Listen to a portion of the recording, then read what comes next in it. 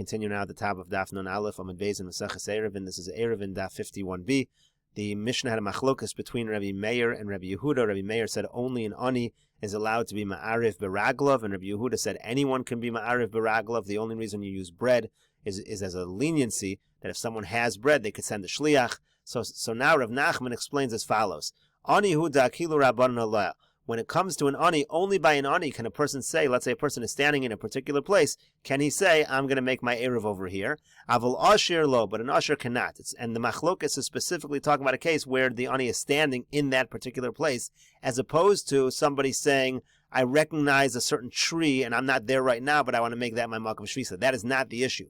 For Rabbi Yehuda Savar, Rabbi Yehuda holds, ikar eruv beregel, the main eruv you make is where you're standing. Echad ani ve'echad ashir. Whether you're poor, whether you're rich, Rabbi Yehuda is lenient. It says you can make the eruv wherever you're standing.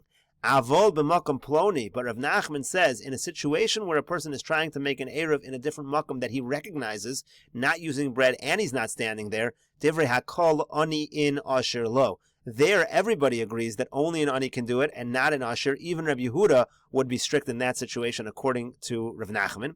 V'zu hisha amru man katani la Rabbi Meir. Now, the line in the Mishnah which says, here we allow an ani, that's Rabbi Meir talking. V'yahaya koi a'eno makir o she'eno baki b'halacha.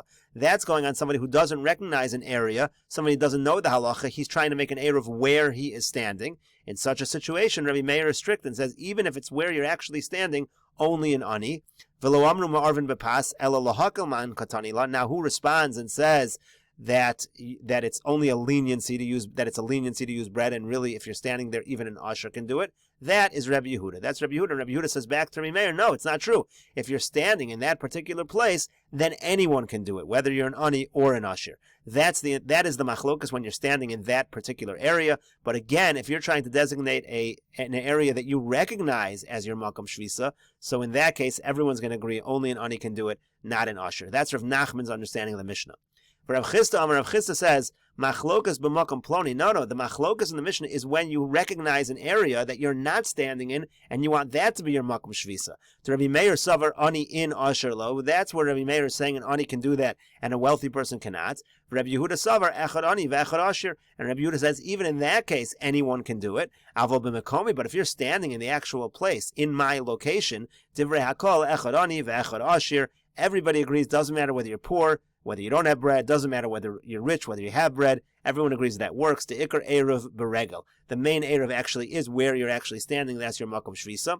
V'zui sha'amru man katani la Rabbi Meir. Again, the line of, in this case, we allow an ani to do that. That's Rabbi Meir. V'yahaya koi aham mishabah b'derech v'choshcha. So that's going on the case where the guy is on the road and Shabbos is coming and he's trying to make it in another location. He's saying, I recognize a location. I want that to be my makom shvisa. And that's where Rabbi Meir is saying an ani can do it and not an ashir.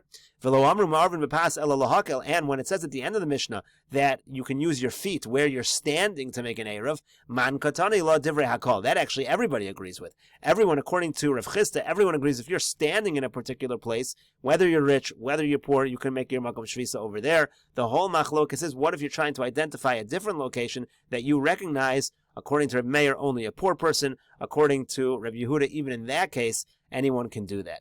So now the Gemara says, Tanya Kavasei de Rav Nachman. We have a brisa like Rav Nachman. Again, Rav Nachman really is the stricter position. Rav Nachman is saying that when it comes to a different location, when it comes to trying to make your eruv in an area that you recognize that you're not standing in, everyone agrees only an ani can do it. The whole machlokas is if you're standing in that area, so there Rabbi Meir says only an ani, and there Rabbi Yehuda is willing to be lenient and say even if you're an asher.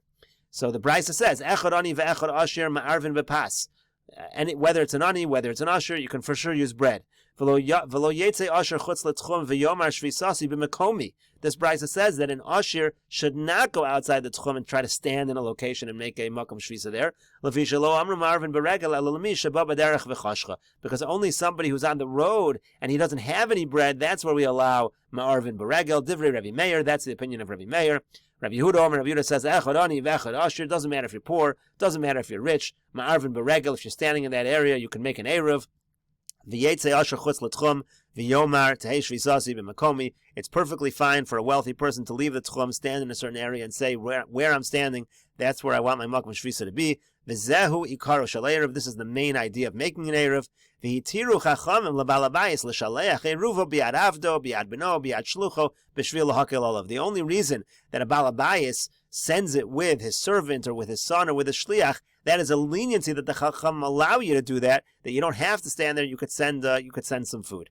Amar Rabbi Yehuda, and Rabbi Yehuda even says, Ma'isa b'Anshe Beis Mamul. There was a story with the people of Beis Mamul, of Anshe Beis Korian, also the people of Beis Korian, ba'aroma, in aroma, shei mechalken grogros v'tzimuken la'aniyim. They would give out dried figs to the poor people, b'shnei batzoros, in a time of famine, uboyin aniyei kfar shichin v'aniyei kfar chananya. And the poor people of Kfar Shichin and the poor people of Kfar Chananya, they would come, umachshichin ala tchum, and they would just stand there by the tchum to make a new makam shvisa where they're standing, lamachros mashkim uva, and then they'd be able to come because they would have made an eruv tchumin. Now, it says they're poor, so it doesn't really seem to be a great proof to Rabbi Yehuda. Rabbi Yehuda is saying, I even have an evidence that anyone can make a tchum where they're standing because there were a bunch of poor people from Kfar Shichin and Kfar Chananya that did this. So Rashi says that even though they were poor, they weren't so poor that they did not have bread. They weren't considered poor in terms of the issue of eruv.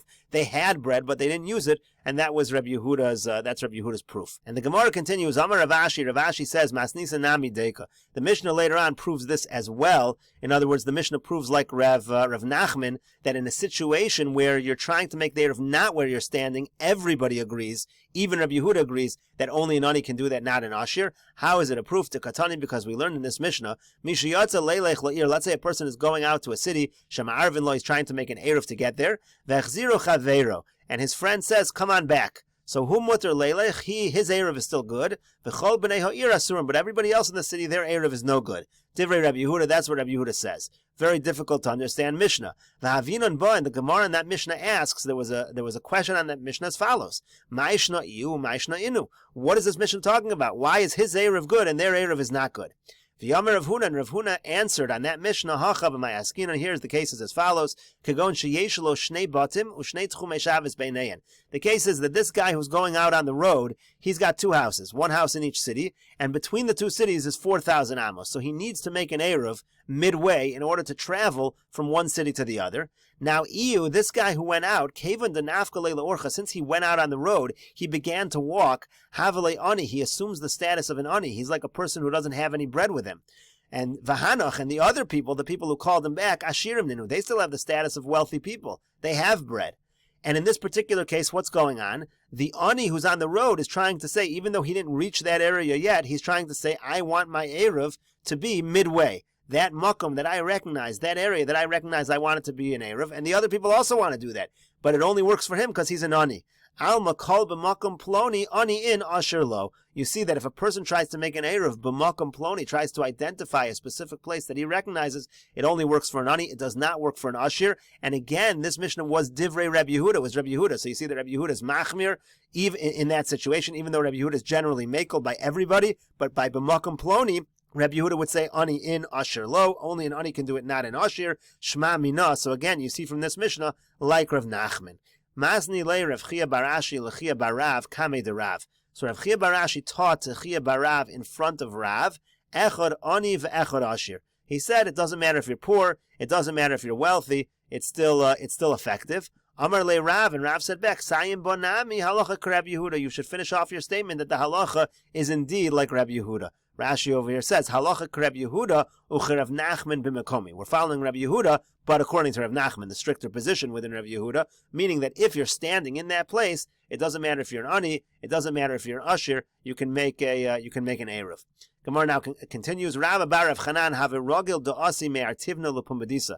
Rav bar Rav Chanan used to regularly go from Artivna to Pumbedisa. Rashi here says, have a asi me'artivna rogil do'asi b'chol Shabbos me'artivna l'pumbedisa. Every Shabbos he would go from Artivna to Pumbedisa, and we'll continue with this story in the next video on Daf Nun Beis Amud Aleph.